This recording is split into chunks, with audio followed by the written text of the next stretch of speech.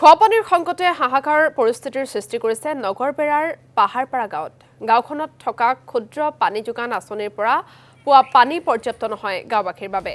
এফালে গাঁওখনৰ ভূগৰ্ভত অত্যাধিক শিল থকাৰ বাবে পুতিব নোৱাৰে দমকল। পানীৰ অভাৱ পূৰণ কৰিবলৈ গাঁওখনৰ দক্ষিণ প্ৰান্তত থকা একমাত্ৰ দমকলটোৰ ওপৰতেই ভৰসা কৰিবলগীয়া হৈছে গাঁওখনৰ প্ৰায় ১৬৫টা পৰিয়ালে। আন একাংশই ব্যৱহাৰ কৰিছে কুঁৱাৰ পানী। চৰকাৰে জলজীৱন আঁচনি ৰূপায়ণ কৰিলেও পাহাৰপাৰা গাঁও বঞ্চিত হৈছে এই আঁচনিৰ পৰা।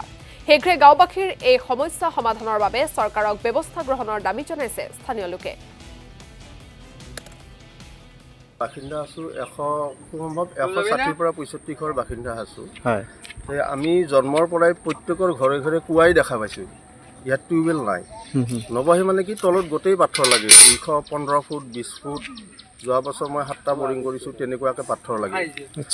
আৰু চবেই বৰিং কৰি কৰি ভাগৰি গৈছে, যাৰ ফলত গোটেই গাঁওখন মিলি এটাই দমকল আছে।